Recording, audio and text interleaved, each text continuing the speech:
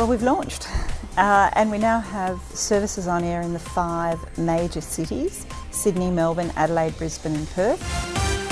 Permanent services, we have analogue services being simulcast in the digital technology, and we also have a large number of new digital-only audio services. Digital radio has only just started. We've already overtaken listening via a digital device instead of online. So that's we think, pretty good going. We thought that it would be a little bit slower, but I think because we've had such an integrated marketing campaign and people on their analogue stations have been talking about digital radio, that listeners have actually been very aware. The other key thing, of course, is that retailers from the first day of the launch were selling digital radios. So listeners were able to actually go into a big retail store and say, I'd like a digital radio, and buy one. Now that hasn't happened in a lot of other places that have launched digital radio services. Radio in the U.S. is coming off a very difficult time. Revenues were down 20% in 2009, which is a whole lot in 1 year's time. There are signs of recovery right now, but more than that, what that difficult period really did was help us understand that there are opportunities out there laying under rocks that we didn't realize. And now we're in a position to exploit some of those rocks by leveraging the inherent strengths of radio. The situation in the UK with digital radio from a consumer point of view is very, very good. We have about 33% household penetration of digital radio, and the share of listening continues to grow, and we continue to sell radios. So all of the consumer indicators are very, very good. We have the services, we have the content, we have everything. We are only wait to have the final phase to make the real commercial launch.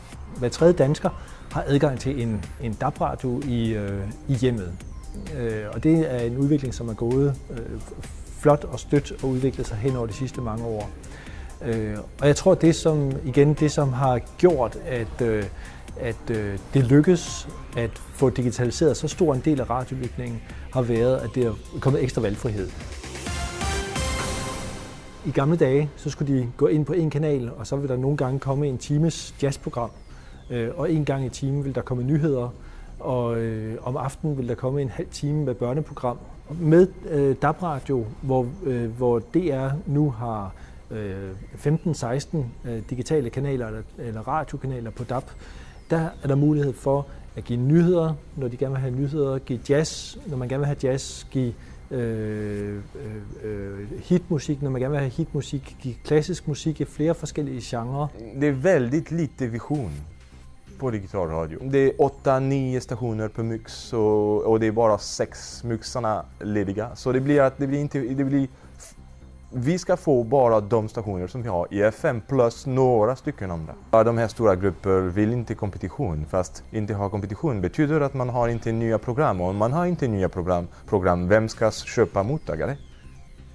Men det är en fråga som alla länder har frågat sig. We started talking about visualized radio pretty much from beginning of DAB, and we've had to wait quite a long time to see receivers which had colour screens, and technology has now caught up to the point where we are delivering kind of thousands of visuals across 55 of our radio stations. Some of the mobile applications that are being developed for radio, which are very, very rich applications, allowing listeners to really discover a lot about what the station's playing, and then if you pick Lady Gaga, you can go deeper into the Lady Gaga experience and more songs from Lady Gaga and lyrics and those who influenced Lady Gaga and those who were influenced by Lady Gaga. Another idea was something called Jelly, essentially crowdsourced radio. It's a game. It turns radio into a game whereby listeners can vote for particular songs and bomb certain songs they don't like and rocket certain songs they do like to get them on the air. 99.7.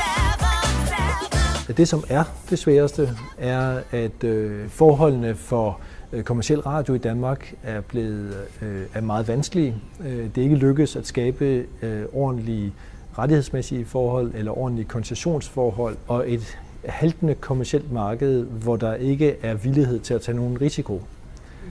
Og derfor så er de kommercielle meget forsigtige med at investere i fremtiden, når de ikke ved, om de lever i morgen. Men samtidig så kan public service broadcasterne ikke drive digitalisering alene. Der bliver nødt til at være de rigtige politiske fundament for det.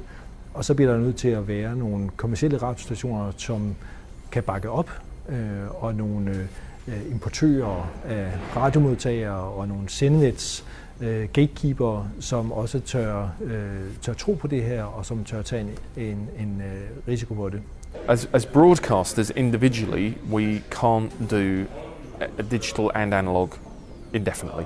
If we can demonstrate that we can push digital listening to 50%, then the government will use that as a sign that it should legislate to turn off analog, and that will then obviously cause the other 50% of listening to switch over to digital. We like to think that actually we're a little bit of a lighthouse for the Asia Pacific region, and in fact I think this May Indonesia is starting a trial of DAB+.